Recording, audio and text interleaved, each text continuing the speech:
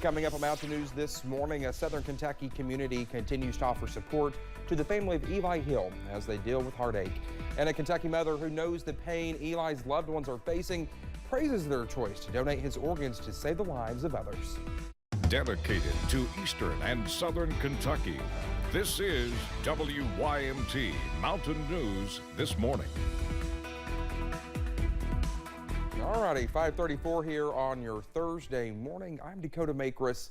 Good morning to you. And let's head over to Brandon to see what he's working on this morning. And really, thankfully, not much to watch this morning. No, it's fairly calm out there to start the day. We're watching the next couple of days for some developments, but right now, all good here across the mountains. Let's take a look, see what's going on in Pikeville at the Pikeville Commons US 119, US 23 intersection camera. Temperatures have been going up, so it's a very mild start to the day out there. 58 out in Pikeville this morning, 59 Prestonsburg, 59 Hazard, 63 in Irvin, 63 Monticello, 48 though in Jonesville, 49 in Clintwood. So some cooler spots out there, but for the most part, we're in the 50s and 60s this morning. Your first alert weather app forecast, we're going to be seeing cloudy skies throughout the first half of the day. We'll see some breezy conditions with winds out of the southwest gusting up to 25 miles or better at times.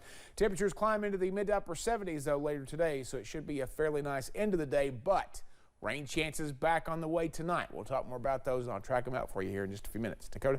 All right, Brendan, thank you. We are continuing to follow a story out of Corbin where community members continue to mourn the loss of Eli Hill. The Fayette County coroner says the 8-year-old was trying to dunk a basketball in his goal outside of his home when the backboard fell on top of him. He died at UK Hospital. Eli's parents say he was young, but his light shined bright.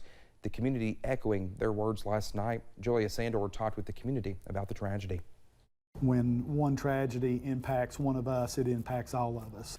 The whole community of Corbin can feel the pain of the Hill family. It's been difficult because I think everybody can put themselves in this situation, you know, especially if you have children, even if you don't have children. But, you know, you just realize how precious life is and how precious every moment that you have. The 8-year-old with a heart of gold can now be felt through the rays of sunshine that peek through the clouds on the toughest of days. Everybody is just kind of gravitated towards this family and our students to do what they think is best to help folks right now, and it just reinforces the good in humanity. Through the halls of the school to the stained glass windows at a local church, people like Pastor Alex Lockridge are offering a helping hand and a listening ear. In this tragic sense, it was beautiful that everyone could pull together and feel that together, and it's been really encouraging to see how the community has responded and essentially saying we will do whatever it takes to help this family, to help all those who are grieving. The open door policy goes a long way, welcoming anyone who needs help processing this tragedy and grief. One thing that Eli is teaching us through all this is to, you know, take time to love one another and appreciate all the time that we have together. Described as a young man with a big heart, his legacy will live on in the tight-knit community. In Corbin, Julia Sandor, WKYT. Eli's parents decided to donate his organs in the hopes of saving someone's life. One of those organs, his mom says, was his heart of gold. One mom who is all familiar with Hill's story says organ donation is so important. Shannon Atkins' 6-year-old son Keegan died nearly 12 years ago in a tragic accident.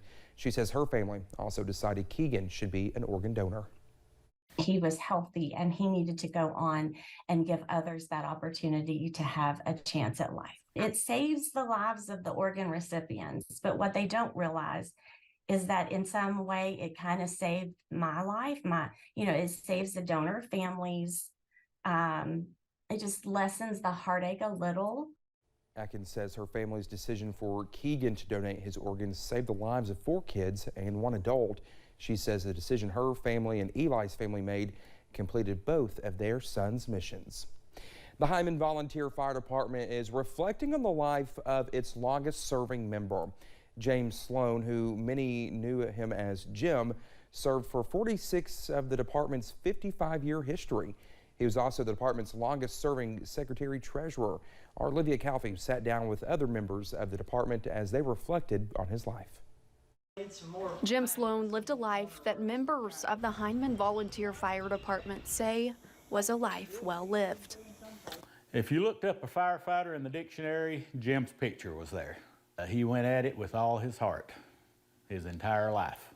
Becoming a certified firefighter in 1978, Blair says Jim was active ever since, adding he was the department's longest-serving secretary-treasurer. His impact on this fire department is it's beyond words. He made sure that the bills were paid. He made sure everyone was equipped with the firefighting equipment they needed at all times. Even helping the department buy its first fire truck. He wrote the check that paid for that fire truck.